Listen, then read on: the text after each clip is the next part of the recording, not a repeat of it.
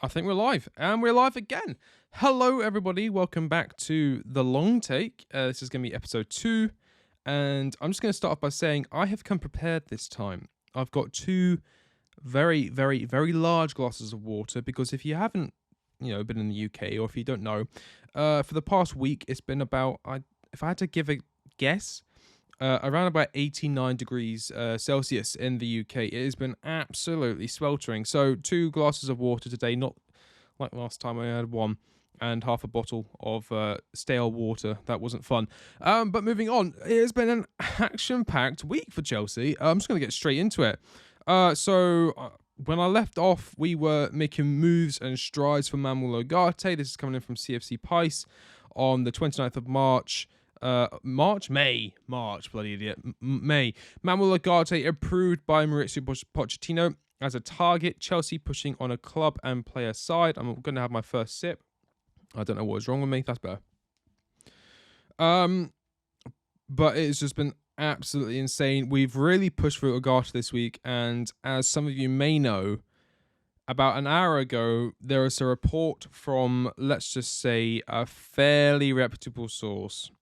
It was Record Portugal, who are clearly going to be well clued into the ins and outs of Portuguese football, and they have been on it, and they reported earlier today Chelsea's new offer to Ugarte will be 3.5 million euros plus bonuses per week, which comes to about, I think 70,000 a week, which isn't terrible. It's roughly around the same amount I said we should pay him in my rebuild video.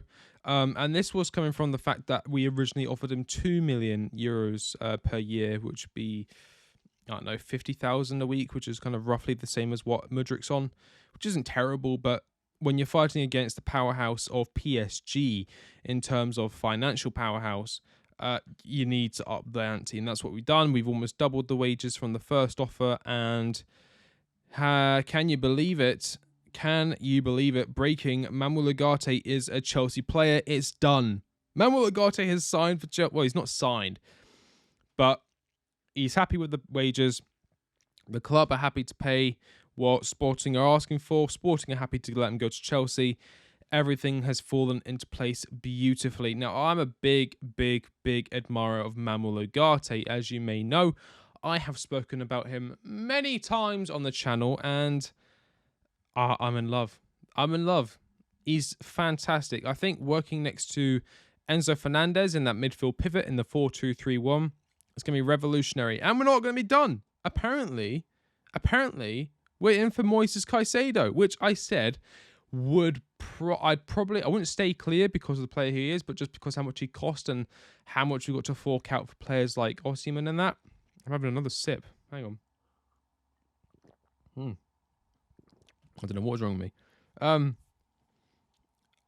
But yeah, very expensive. But when you think about it, if you've got Ruben Loftus-Cheek leaving, you've got Kovacic leaving, you've got potentially Kante leaving, you've got Mason Mount leaving, Conor Gallagher, I know Conor Gallagher wants to stay and fight for his position, but it might not be his decision. It might not be his decision whether he stays or whether he goes. Will I stay or will I go now? But I'd prefer to see Conor Gallagher leave. I just don't think he offers as much as we'd like from him. Like him at Palace was a different animal, and then when he came to Chelsea, he kind of underperformed. And that last game against Newcastle or Manchester United, was it United? What game? I didn't watch one of them. I missed one of them. What was the one I watched? Anyway, he was running down the line and he managed to fall over his own feet. Now, I don't want players that fall over their own feet at Chelsea Football Club. I'm joking. But there are standards, and he's just not been at the level we want him to be this season. He's English. He's still young. We could probably get 35, 45 million euros for him, which would be decent. That alone covers a good chunk of Ugarte's fee. Obviously 60 million release clause. But yeah, just fantastic stuff. And it's really good to get this deal wrapped up this early. When you think about it, it's the 3rd of... I'm recording this on the 3rd of June. I don't know if it'll be coming out tomorrow, which just happens to be my birthday. I'm not going to be I'm going to be 20 years old. I'm worried. But yeah, it might go out tomorrow. Depends how long this podcast goes on for and how long it takes to upload to YouTube, because my friends, my Wi-Fi's slow. But end of the day, Ugarte, fantastic player, and it really shows where Chelsea are as a project and how players view us as a club. I mean, we finished 12th, but I think players are looking beyond that. I think players like me are really looking at this season in context. This was a completely one-off season. We had, I don't know how many additions, like 17, 18 additions, all of them trying to get into first team football. We had 4 different managers. How are you supposed to build any sort of consistency with any kind of player or any system when you're switching out 4 separate managers and each manager is flipping and changing the starting lineups to keep everyone happy? He's juggling the egos. And it was never, ever, ever going to end well. And I wish it had, but it hasn't. This is coming in from Fabrizio Romano. Breaking: Chelsea hope to get contracts done for Ugarte next week. Yeah, Fabrizio Romano is going to play it safe. Of course he's going to play it safe. He's got a massive reputation to keep. In my opinion, the deal is done. Ugarte has said, you know what?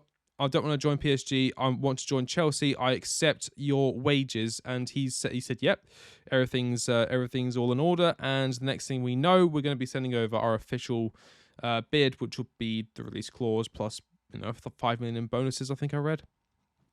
I'm having another drink.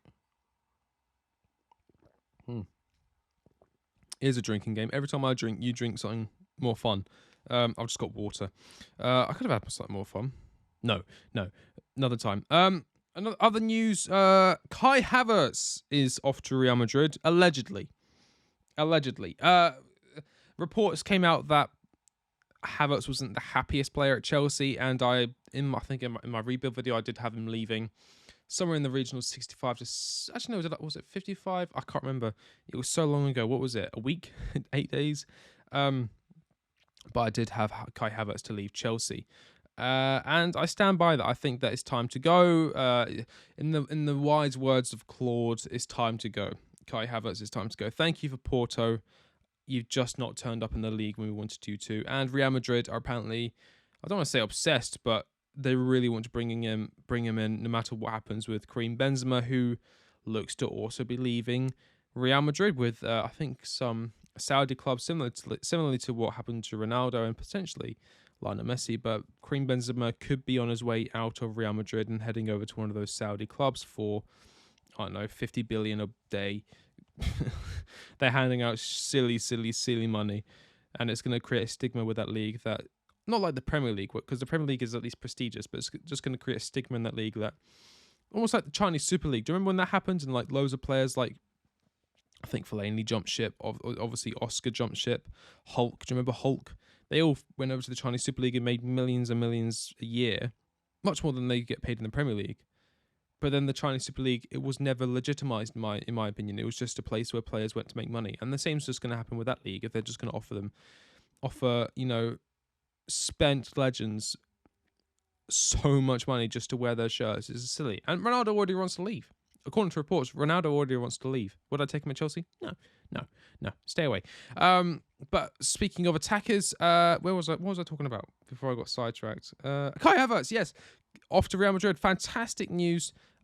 This really opens up a certain transfer for a player I quite like, and a player who's scored today, along with our up-and-coming French second striker, number 9, Christopher. Not number 9, false 9, central attacker mid, right wing, left wing, right back sometimes, midfielder, Christopher Nkunku. He scored and assisted today, and the player he assisted was the player I actually quite like, and it's Dominik Szoboszlai.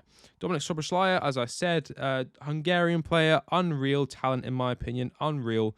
I've got a really, really strong feeling he's going to be a great player one day. And I'd love to see him at Chelsea, of course. I feel like him and Christopher Nkunku linking up back at Chelsea would be fantastic. But Nkunku, as I said, Nkunku scored and assisted in the DFK Polka Cup. I think I've said that right. I don't want to get that messed up. Let me just double check. RB Leipzig. Look at me typing during a live podcast. That was the DFB Polka. I always say polka because I don't know if many of you know, but Tennessee Williams, he had a play called Streetcar Named Desire. Sorry about that. I was reminiscing. Streetcar Named Desire, and one of the themes about it is something to do with polka music and death and blah, blah. But it was a fantastic read, actually. I hope you should all go read and enjoy Tennessee Williams as much as I do. But yeah, he won a trophy. His final appearance, I think, is his final appearance for RB Leipzig, and he's winning a trophy, scoring and assisting. We have an unreal player on our hands. But again, back to Kai Havertz. Thank you for your service. He's just not turned up, and if Real Madrid really want him, take him. He'd probably do well there. He probably would do well there. It'll be a less intense league than the Premier League. He'd be surrounded by literally the best players in that league. It can't go wrong, unless it does. One player that it did go wrong for, who did excel in the Premier League, was Eden Hazard. And some of you may know, I'm going to break it to you now, even though the news broke like 2 hours ago. Eden Hazard has officially left Real Madrid. Real Madrid have terminated his contract. It's a sad, sad, sad day for Eden Hazard, and he could retire. Obviously, I do not want him to retire. In my opinion, he should return to Chelsea. Now, you might be thinking, what are you saying? He's 32, 33 years old. I'm pretty sure he is 32 years old, so he's not too old. Yes, he has had his string of injuries. However, I believe that is down to Real Madrid's poor handling of said injuries. He turned 32 this year, okay? So he joined Chelsea. If he stays for 3 years, he'd leave around about 35 years old. In my opinion, get him in as a left winger and have Mudryk as his Padawan. He could be the Qui-Gon Jinn to Mikhail Mudryk's Obi-Wan Kenobi. He could be that guy. And, you know, Obi-Wan Kenobi became an unreal Jedi, right? Unreal Jedi. But Qui-Gon Jinn was the OG, right? He learned everything from him. And I want the next Eden Hazard to be Mikhail Mudryk. So who best to teach Mikhail Mudryk the ways of Eden Hazard than Eden Hazard? And people have complained that the Chelsea squad is so young and so inexperienced that there's no real figureheads in the dressing room. Everybody's so young and talented, but there's no one that's really been there. Well, Eden Hazard has been there, and he's been there for the past decade. He's done unreal things for Chelsea. He's done, I'm not going to say unreal things for it. Sorry about that. I live somewhere. What is that noise saying, actually? I'm not going to say where I live. Hang on. Whoops. Everyone take a drink. I just hit the microphone. Whoops. What was I saying? Yeah, Eden Hazard. I want him back at Chelsea. Listen, he'd be a free agent. So even if he was on high wages, like 300, 400,000 a week, he's still a free agent. We're not spending anything on him. What does that come to? Like 20 million a year? If we have him for 3 or 4 seasons, even then, 2 or 3 seasons, even then, I'd still take that. I don't know, a lot of people say, no, actually, no, I don't think he'd be on that high wages. I don't think he'd be able to negotiate that high wages, because currently he's without a club. And for the past 3 years of his career, 4 years of his career, he's not really accomplished much to demand that high wages. So I actually think we could probably get him on somewhere in the region of 180 to 200,000 a week, which, in my opinion, worth it. I want nothing more than to see Eden Hazard back in a Chelsea shirt. He's one of my favourite players of all time. I'm really sorry if you can hear background noise. There's not much I can do about it. It's just sad. What is that noise? Are they cutting down trees? Oh my god, interrupting my podcast. It's just fantastic news. There's been more news. I'm just trying to find it because, as I said, there's been a lot that's happened this week. Here we go. Pice has been doing daily news roundups, which is just a brilliant idea. He did this one for yesterday. Ziyech, Oba, and Pulisic are expected to leave and are not safe from the sales plan. Now, as you may know, I have been on Ziyech's and Oba's and Pulisic's case since the start of this season, basically. I wasn't doing videos at the start of the season, but I was very these guys need to leave. And as I said in my rebuild video, they should go. It's just it's the obvious. It's the obvious, and we are looking to recoup quite a lot from sales. I think we're looking to try and shift on 15 players minimum, which I was called. I wasn't called any names, but when I did my rebuild video, and the sheer number of players I outlined that should leave, I was questioned in a way. Like, how can Chelsea get this done in one window? Just watch. Just watch. We will be ruthless. We will sell players. We will sell players like Obram Pulisic and these kind of players at a lower price just to get them gone. And I'm happy we're going to do that. I'm happy we're going to do that because there's nothing worse than trying to sign players like Victor Osimhen and Georgi Mamardashvili or Andre Onana or Cesar Casadei. Not Cesar Casadei. Moises Caicedo. I was getting them mixed up in my head.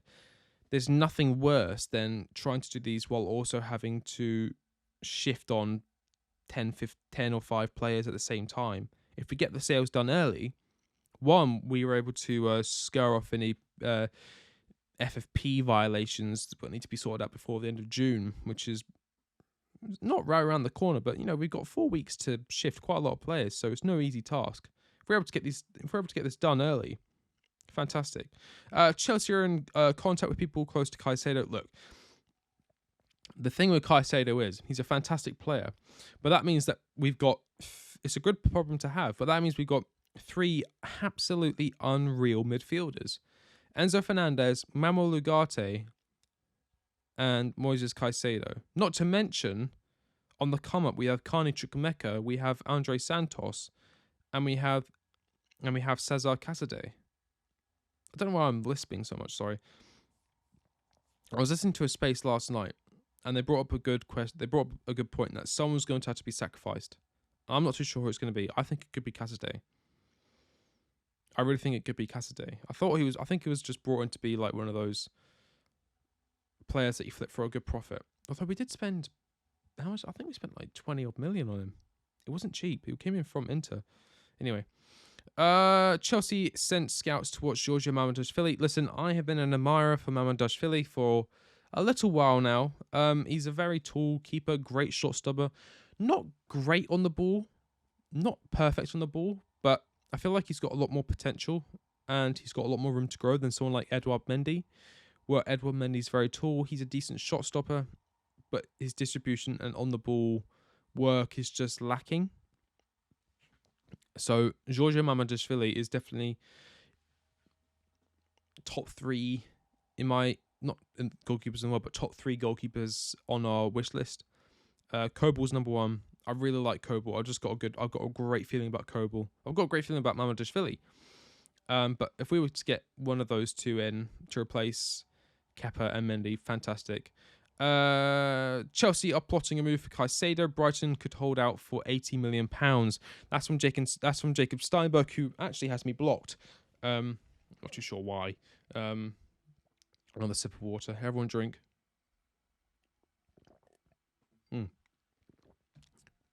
And that's what I was saying about Moises Caicedo. £80 million is quite a lot of money when we're going after Osimhen and we're trying to get a centre-back, a goalkeeper, and potentially Eden Hazard. Although his free wages will be higher than someone like Moises Caicedo because he's established. I'm a fan. I am a fan. I think I watched him play for Brighton a few times. I'm not going to say I've watched every game, just a few times. But every time I watched him, I've been like, oh, okay. Oh, okay. I see what the hype. Oh, wow. Okay. Oh, okay. One of those players that's just like, oh, he's a lot better than I thought he would be. And it's not like I judged him before. It's not like I judged a book before by its cover. I hadn't really heard of him prior to joining Brighton, and then all of a sudden Arsenal were in for him in the January window. They obviously didn't get him. He signed a new contract. I remember he put out a post on Instagram. Is it still up? I've got to check this because I remember a while ago, or towards the very end of the January transfer window, he said, I'm proud to bring in a world record fee for Brighton, and then ended up just staying. I was like, oh, what have you done to yourself? I really hope it's still up. Please tell me it's still up. Please tell me it's still up. It would be so funny. He's probably taking it down. That's from September. Where is it? October. I hate to do this on a live. I really want to know if this post is still up, because if it is, that is absolutely hilarious. Absolutely hilarious. March. Oh, is he taking it down? Oh, he took it down. Unless he's pinned it. Oh my god, he took it down. That's funny. That's funny. He definitely put out a post saying how he was proud to bring in a world record fee for Brighton, and didn't end up leaving, which had me thinking 80 million, because we spent, what was it, 60 million for Cucurella? Unbelievable. And then Operation Havertz has begun. He does not 100% believe in the Chelsea project. Now, I've got to figure out how to pronounce his name. I'm going to say Juni Calafat, because I think in Portugal they pronounce the letter J. In Spain they don't. It's Jose. Carlo Ancelotti and Florentino Perez all want him. It will take some weeks to conclude. This would be great. I can see this happening towards the end of June, like literally the last few days of June, and it really helping us out with FFP. I mean, if they want to do a swap deal, 80 million and Eden Hazard for Havertz, no, I'd gladly take it. Although technically he's not even their player, so that won't happen. Ignore me. But Eden Hazard, yes, and obviously Kai Havertz is off, so brilliant. Listen, this Manuel Ugarte news has had me so excited. I screamed. I put it on Twitter. I screamed. I really did. I'm just so excited. But anyway, other news, other footballing news. We have damning reports coming in from, I'm not too sure. I'm just trying to find a subject to think about, because I didn't plan this one ahead. We have a lot to talk about, but at the same time, when you think about, okay, I've got loads to talk about, then your mind just goes blank. So let's see what CFC Pice has been tweeting out recently. Pochettino. Oh yeah. So I've absolutely buggered this, haven't I? Dominic Szoboszlai. Right. Important bits expected. Ooh, hang on. Ooh, this is new. RB Leipzig win the DFB Pokal Trophy, and it was a special night for Christopher Nkunku and Dominic Szoboszlai. Nkunku will join Chelsea in the next few weeks. Deal agreed in December. Important bids expected for Szoboszlai as Premier League clubs are following him. Now, I've already said I'd love him at Chelsea, but I could also see someone like Newcastle coming in for him. I think Newcastle are on the up. I saw a video from Mark Goldbridge saying that something along the lines of Osimhen going to Newcastle, and I just thought, I just don't think Newcastle are there yet. Yes, they have Europe, but this is their first season in Europe in how long? I don't think they're at the level to be pulling players like Victor Osimhen at this level. As other news, actually, yes, Ange Postecoglou is looking to become the next Spurs manager. This is a name that I had to learn how to pronounce, and I'm still don't even know if I'm pronouncing it correctly, Ange Postecoglou, because he was linked to us, obviously, following Graham Potter's sacking. We were linked to a number of managers. We went from Julian Nagelsmann and Luis Enrique to Vincent Kompany. I can't believe I'm saying this. Vincent Kompany, Ange Postecoglou, and Mauricio Pochettino, and we thankfully got the best out of all three of them. I can't believe we almost had Vincent Kompany as a manager. But it does look like Ange Postecoglou will be heading over to Spurs. Their stadium, is it still called White Hart Lane? I don't know. I just know it's 3 Point Lane. Although not this season, because this season was terrible. Forget this season.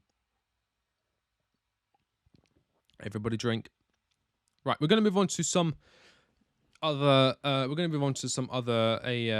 subjects. I asked you guys on my community page to ask me some questions, and you have been asking me questions basically. Never mind. Where is it? I did ask Twitter. I'll check Twitter first before I check the community. So on Twitter, just for me, add the quick take on Twitter, or I just hit 1,300 followers. Nice. I hate to do this. I'm so terrible doing stuff live. Send me questions. Right, here we go. Let's say we sign, or let's say we sign Vlahovic instead of Osimhen. Do you think he would fit well in a Pochettino Chelsea team and adapt in the Premier League? Now, I made a video about this on a few days ago. It's done quite well, 10,000 views. I'll take that. Better than my most recent video. But I understand where I'm going wrong, and let's just say bigger and better things are ahead. Is there any way Mount would play good football at Manchester United? This is coming in from Anthony GRC366. Yes. Yes, as I said in my latest video, I believe Mason Mount will do quite well at Manchester United. I think Ten Hag will get the best out of him. I think he's a Ten Hag he's a similar player to what Ten Hag will want. So I think he'll... I was about to say I think he'll complement their midfield quite well. As I said, I wasn't too happy with that Mason Mount video in hindsight. I think I could have done a lot more. I just kind of rushed it to try and get that video out, which I shouldn't do. I said quality over quantity many times on my channel, and I do believe in that. And I was a traitor to myself, and I'm sorry for that video. So, but I do believe Mason Mount will do well at Manchester United. This is coming in from Virus_189. What formation will Poch use? 4-2-3-1 or 4-3-3? Excellent question. I believe 4-2-3-1. I believe Christopher Nkunku will play behind the striker in that cam role with Mudryk or Eden Hazard on the left and Raheem Sterling or Noni Madueke on the right. But I can also see us using a 4-3-3 if we do get Moises Caicedo, because there's just no way you can have one of Enzo Fernandez, Moises Caicedo, or Manuel Ugarte on the bench. You just can't. And games are won and lost in the midfield battle, and having that midfield out there, you'd win a lot of games. Although that would mean players like Kana Chukwuemeka, that would mean players like Christopher Nkunku, who is the top goal scorer in the Bundesliga this season, who is an unreal player. Where does he play? Because he plays behind the striker. He's not a number 9. He's not the striker. It disrupts what we're trying to build by playing the 4-3-3. I believe the 4-2-3-1 is the way to go. Okay. This is coming in from Finchy_337. Opinions on how to sort out the left back situation. Example, what to do with Chilwell, Cucurella, Maatsen, Hall realistically. Great question. In my opinion, we go Hall Premier League Championship loan, similarly to what I said on my rebuild video. Ian Maatsen Premier League loan, only risky bit. Chile and Cucurella rotating. I think Cuckoo needs another chance. If he's shit, we will sell in January. Understandable. I believe Lewis Hall needs to go on. I don't need to go on loan, because I think he's shown enough that he's a brilliant player and that can definitely wear the shirt. Sorry about that. Same with Maatsen. I quite like to see Maatsen actually stay at Chelsea. I think having 3 left backs might not be the worst idea, because what if Chile's going to get injured this season regardless. Chile will get injured, and then Cucurella may not be the most reliable player to turn to, and so trying Ian Maatsen out for a season, and then if it doesn't work out, we can sell him, and then obviously just bring back Lewis Hall, and then at that point sell either Chilwell, or if Cucurella has come good, then keep Cucurella. I really think next season's left back choices will be Ben Chilwell, Marc Cucurella, and Ian Maatsen, although I could see us selling Ian Maatsen if an offer came in, because we haven't really seen him in a Chelsea shirt. Although he's done well at Burnley, he may be one of the players we cash in on in order to fund other moves and obviously stave off FFP. Who do Chelsea need to sign as a goalkeeper? In my opinion, the top 3 should be Kobel, Mamadashvili, and I guess Andre Onana. I've not been his biggest admirer. I think he has had a few bozo moments for where he is in his career. He's not really young anymore. But if we brought him in, I'd hope he comes with his best form. That's all I'm going to say. Because we've had so many goalkeepers recently who have just let us down, putting it lightly. But let's go through the YouTube questions. What other sports do you enjoy to play and watch besides football? I don't play that many sports. I'm a very unathletic person at the moment. I'm hoping to get back into the gym soon. I used to do boxing. I wasn't very good at it though. What other sports do you enjoy? I love the UFC. I'm a big MMA fan. There's a event on tonight. Kai Kara France, who had a really good fight against Brenda Moreno, who got liver kicked, and that's a great fight, man. Great fight.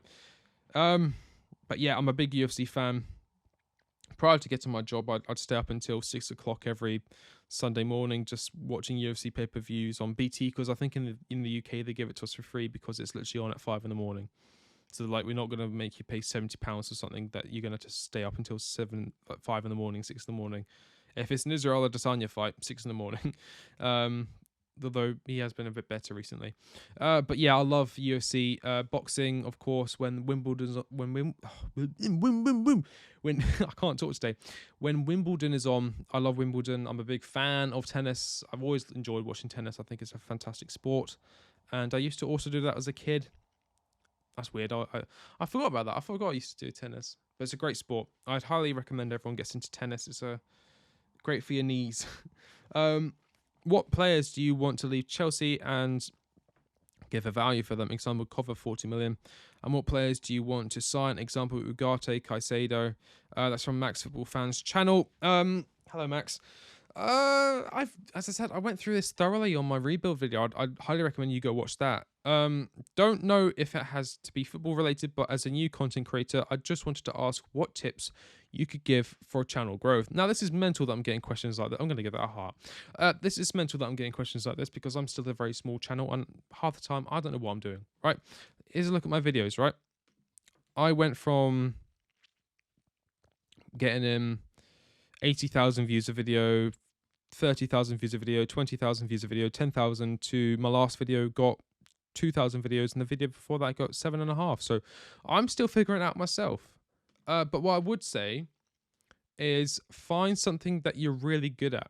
I was always naturally very good at English. I read a lot of books as a kid, and I just liked analysing things. I could get quite obsessed with pieces of writing. That's why I say I love Tennessee Williams. I find his stuff to be fantastic. There's so many levels to his writing and his plays. It's fantastic. I love A Streetcar Named Desire. I love A Cat on a Hot Tin Roof. It's fantastic.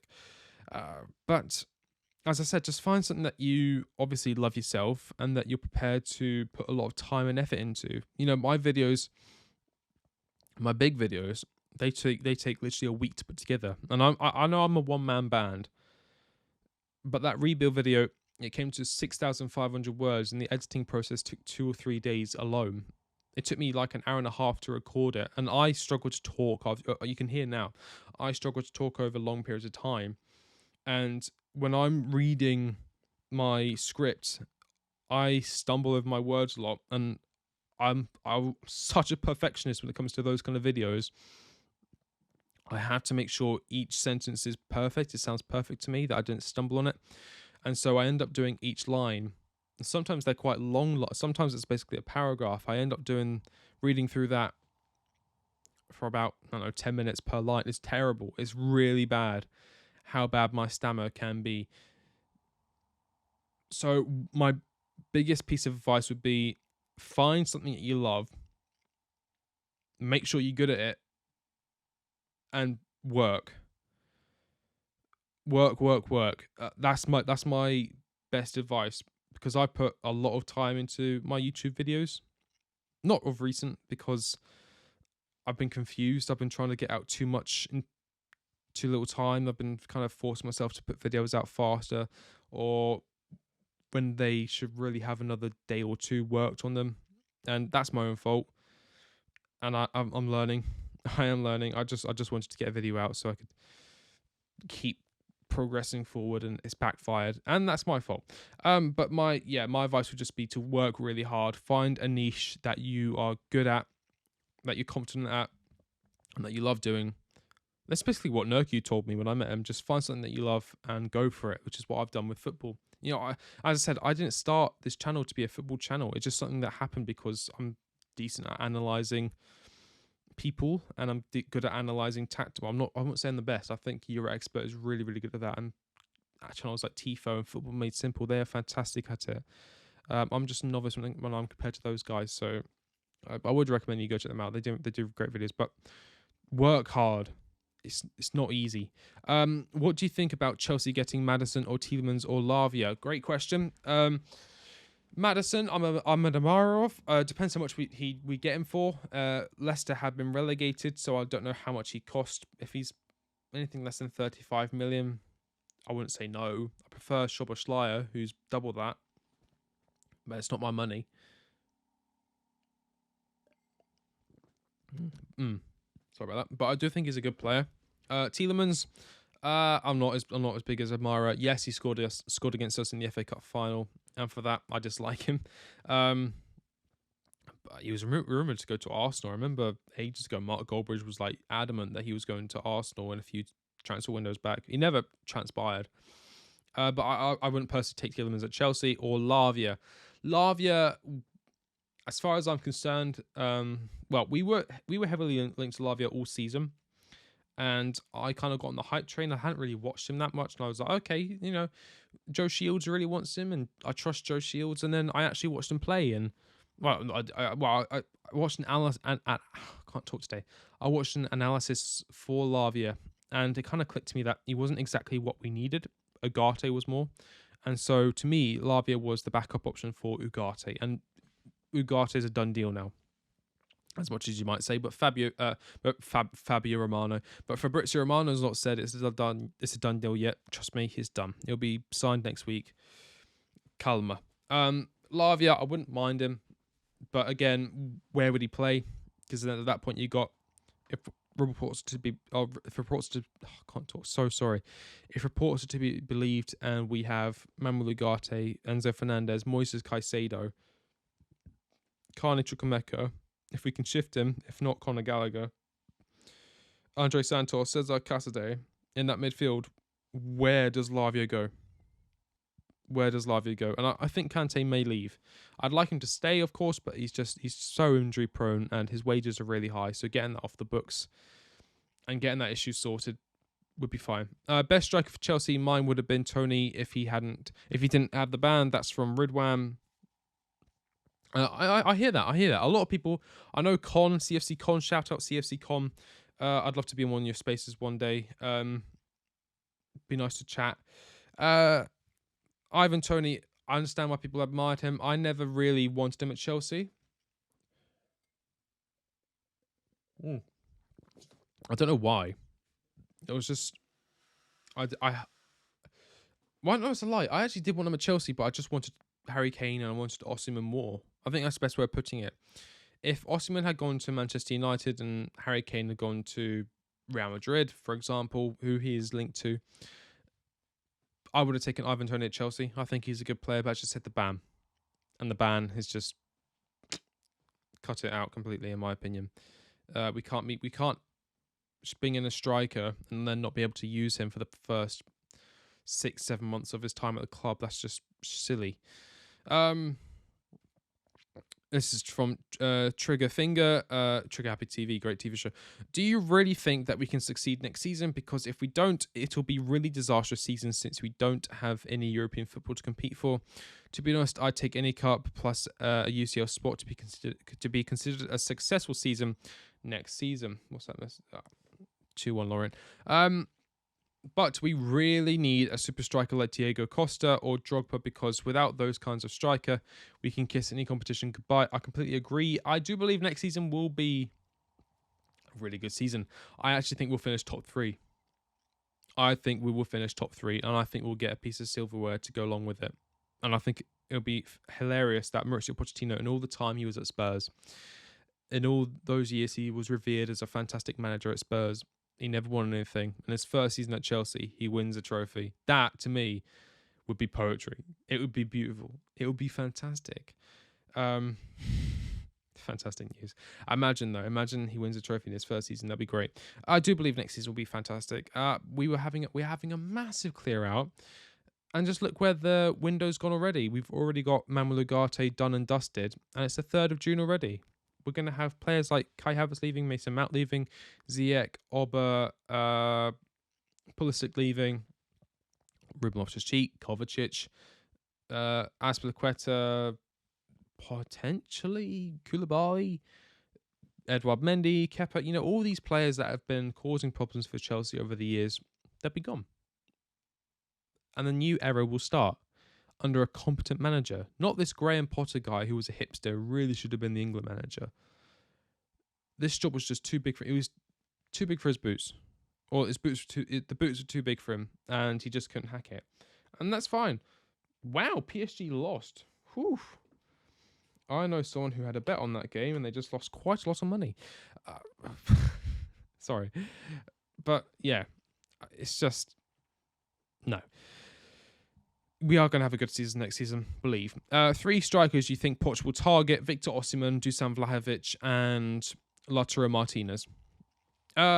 Which Twitter page do you find most reliable? I quite like Fraser Fletcher. I quite like CFC Pice kind of... what's the word I'm looking for? He manages other people's news and it takes the most reliable pieces of information on Twitter and then kind of puts them on his page.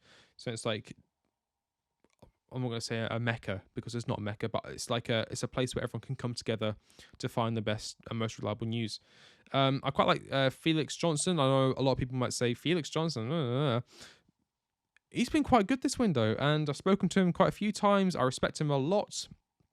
I think he's got a great account, and the news he comes out with is fairly reliable of recent. So Felix Johnson. Other names include Matt Law, although I don't like the person. I must say that a lot of the news he comes out with is true. And of course, the one and only Fabrizio Romano. How do you think Pochettino will handle Todd's idiotic decisions? I don't think Todd's going to be making many decisions. I think Todd is stepping back. I don't think it's going to be that much of an issue. I really believe that Todd Boehly has seen how poor we've been this season as a result of his actions, and he's learning from it. Because I can imagine exactly what was going through his head when he bought Chelsea. Oh my God, I finally got a football team. I've finally got a sports team all to myself. I can do whatever I want with it. I can sign whatever player I want. I can hire whatever manager I want. Oh, I'm so excited. And then everything's gone to the pits. It's gone to the pits. And he's like, well, that was a mistake. If I actually want to see my baby, if I actually want to see my creation succeed, I need to step back. And so that's what I think he's going to do. But thank you, everyone, for the questions. More news. This is a little bit different. We're going into movies and TV now. Very important. I've got to clear my throat for this. Have a drink, everyone. Have a drink. Beetlejuice 2. Yes. I'm actually going to Google this because I want to read some articles about this because I'm a big fan of Beetlejuice. I love the 80s. Big fan of the 80s. And it's got an amazing cast in this film. I'm just going to read out some of the cast members because Johnny Depp wasn't in Beetlejuice. Was he? No. Beetlejuice cast, because there's some star-studded names in this, right? We've got Michael Keaton, obviously played Batman. He was the Vulture in the Spider-Man films. We've got Winona Ryder playing Lydia Dees. Unbelievable actress. Fantastic in Stranger Things. We've got Gina Davis. Fantastic actress. We've got Alec Baldwin. we got Alec Baldwin. We got Catherine O'Hara, who I think was the mum in Home Alone. And we got Jeffrey Jones. Jesus Christ. If there's anybody who I wouldn't want to be near my children, it's Jeffrey Jones. My God, he looks like he abuses children. Moving on. Great film. Fantastic. God, that's a good film. I love Beetlejuice, man. It's so good. I love 80s films. I love that kind of vibe. And there's going to be a second one, Beetlejuice 2. I love the Broadway show as well. I'm quite a fan of the musical. I'm listening to the thingy-bob, the music quite a lot. Here we go. We've got some news. This is coming in from Cosmopolitan. Beetlejuice 2 is officially happening. Here's what we know about Jenna Ortega's project. Oh yeah, Jenna Ortega's gonna be on it. I forgot about that. You could say it's pretty strange and unusual to have to wait 36 long years for a movie sequel. But that's exactly what we're getting from Tim Burton's 1988 hit Beetlejuice. To be honest, it's kind of fitting for the quirky horror comedy fantasy movie. The sequel, dubbed Beetlejuice 2, is finally officially a go, with some big name actors signed on, both new and returning, after literal decades of trying to make it happen, and my god, it was a journey to get here. As the legend goes, Tim Burton hired a writer for the sequel way back in 1990, which ended up being called Beetlejuice Goes Hawaiian and was set in, you guessed it, Hawaii. After a few years of attempted rewrites, the sequel was sidelined. Warner Bros. Picked the idea back up in 2011 and batted it around for a few years before shelving it once again in 2019. Then in 2022, Brad Pitt's studio Plan B Entertainment, along with Warner Brothers, announced the sequel yet again. And by early 2023, Burton and the star-studded cast were all in, finally bringing an end to this truly wild roller coaster ride. Filming has Filming has officially started as of just a few days ago. There can't be any take-backsies at this point, right? So here's everything we know so far about Beetlejuice 2. According to some leaks, Beetlejuice 2 is filming just southeast end of London in Buckinghamshire, England, but is going to be the same secret name, Blue Hawaii, an apparent nod to the original sequel script that never made it to the big screen. Is there a release date for Beetlejuice 2 yet? We'll all have to practice just a touch more patience, because Beetlejuice 2 isn't scheduled to come out for another year and a half. The rough release date, ATM, is September 6th, 2024. Although it's far away, a full release is perfect for what is sure to become a Halloween time movie. According to Collider, the movie will premiere exclusively in theaters and will likely make its way over to Warner Brothers, Discovery's HBO, or just Max, now screaming afterwards. It's now just called Max, for those of you who don't know. Who was cast in Beetlejuice 2?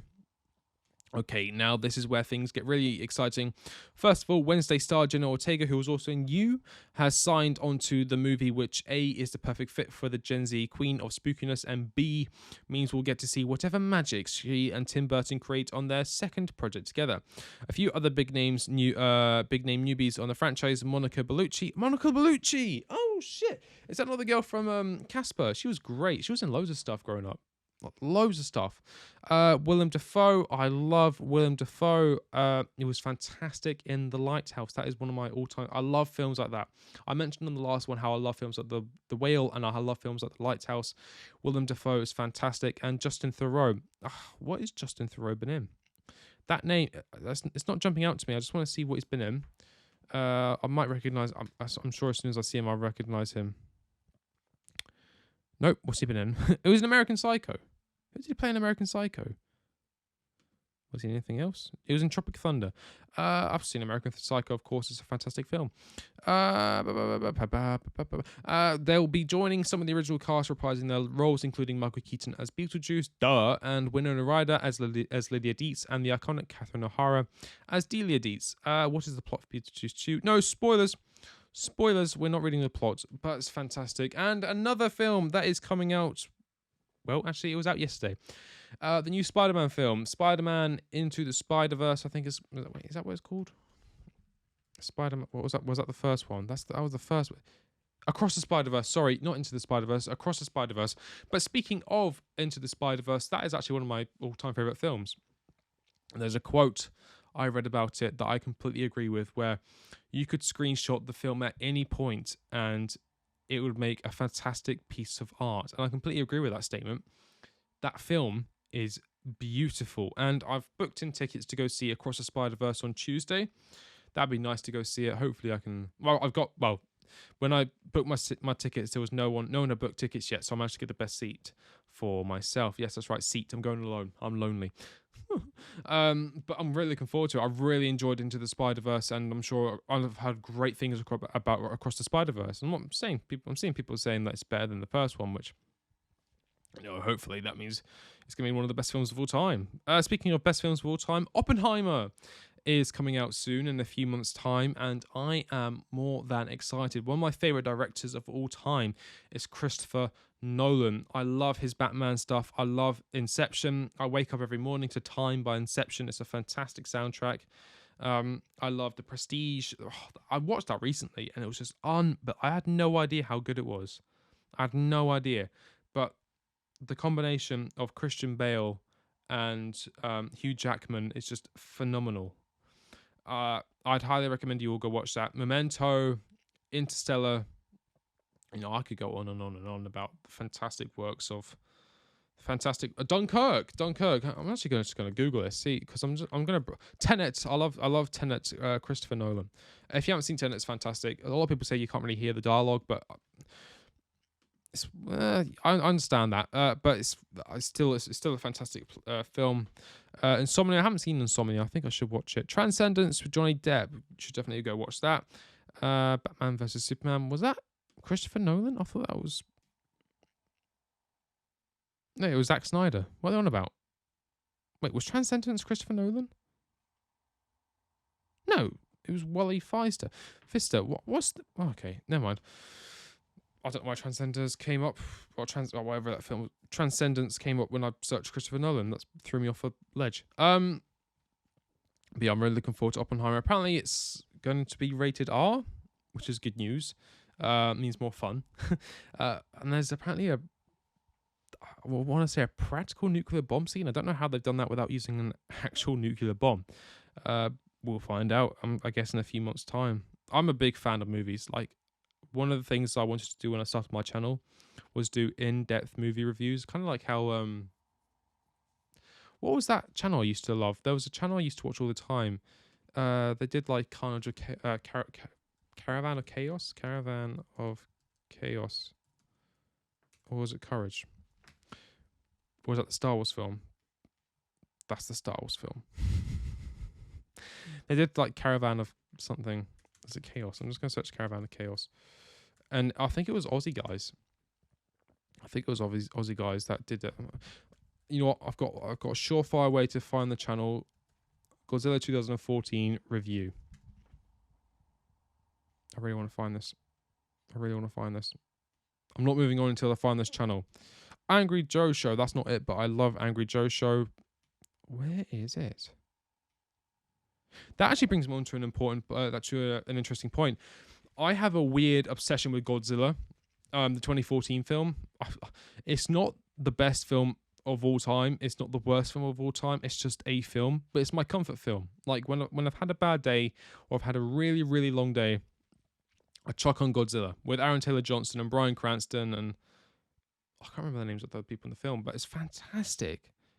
I heard terrible things when it first released. I was so blown away by how good it was. And some of you may have seen it and you're like, TQT, what the hell are you on about? It's terrible. No, it's not. It's not. And I'll tell you why. Action, you got the powerhouse that is Bryan Cranston. You've got a young Aaron Taylor Johnson who is going on to do fantastic things in his career. What was he in? He was in Kick-Ass. He was in Tenet. He is going to be the next James Bond. Boom. He was obviously in Godzilla, and he was incredible in Kick-Ass. Great in Kick-Ass 2, and I'm very sad there was never a Kick-Ass 3. I quite enjoyed the Kick-Ass films. I found them to be quite fun. But yeah, as I said, go watch Godzilla. That's my comfort film. I'm gonna have another sip of water. My mouth's really dry as well. And I know that this podcast, it's not like a lot. Oh, that Pochettino video has done quite well, hasn't it? Bloody hell. 107,000 views. I didn't even realise. The rebuild video is nearly 86,000. Thank you so much, guys, by the way. Like, thank you so much to anyone who's ever watched it. We're about an hour and something into this podcast. I doubt many people are still listening. Oh, we're not even an hour in. We're in 54 minutes. But if you are still listening, thank you. Because I've wanted to do this ever since I was a kid. I think I've already talked about this in my 1,000 subscriber special. But I remember the first inclination that I wanted to do something similar to this, and that was in primary 4 or 5, and we were asked about what kind of, it might have been younger, primary 4, which is about 8-9 years old, and we were asked, I think 8 or 9. We were asked like what we wanted to do when we grew up, and I used to, I still do love watching Top Gear. I watched I watched the old episodes all the time, and we were asked what we wanted to do when we grew up, and I said Top Gear presenter, and because I wanted to like present my own show, and I wanted to do challenges and travel places and go on road trips on TV, and I just thought it was such a cool idea. And then I found YouTube, and I found channels like, you're gonna laugh at me, but I found channels like Stampy Longnose, and I used to love watching his old Minecraft videos and his Terraria videos, and I used to love watching, well, I still do love watching old NerdQ videos, and that was really good for me. Like, one of my favorite series of all times on YouTube is NerdQ's playthrough of Fallout 4, and if you haven't seen it, it's fantastic. That's another one of my comfort things. If I've had a long year, I chuck on NerdQ completes Fallout 4 and just sit back and relax. And I've rebuilt his base on Fallout 4 in Sanctuary. I might redo it again one day, just for nostalgia. And I find Fallout 4 to be a really fun game. I'm really looking forward to Starfield, although I don't have an Xbox, and it's a Xbox exclusive because Microsoft bought Bethesda, so they're not going to. I can't talk. I'm so sorry. They're not going to release it on the PlayStation. It'll be PC and Xbox, which actually reminds me, when my next YouTube paycheck comes in, which is, I know I put out a thing saying if you guys wanted to learn how much I make from YouTube, and I didn't, I didn't know what the reception would be, but a few of you said yes, a few of you said no, so I went against revealing how much I'm going to make, but because I've had such a good, month, had such a good May when it comes to views, I've made a decent amount to the point where I'll be able to make a good chunk on building a decent PC. Once I got a good PC, I'll be able to do far more games because I've got this Elgato capture card just sitting away in a corner, getting dusty, and I really want to, crank that out and play some games and do some other stuff for the channel and live stream. One of the things I really want to do for the next season is do watch longs, similarly to Mark Goldbridge. I really want to just steal all of Mark Goldbridge's ideas. No, I'm joking, but I think that'd be quite a fun thing to do for you guys to tune in, and we could all watch the game together and super chats and asking questions, and just really getting to know my community more, seeing more like not common names, seeing more like familiar names, and really getting to know you guys more on a personal level and have like live conversations with you. I think that'd be an insane idea, and I'd love to do that.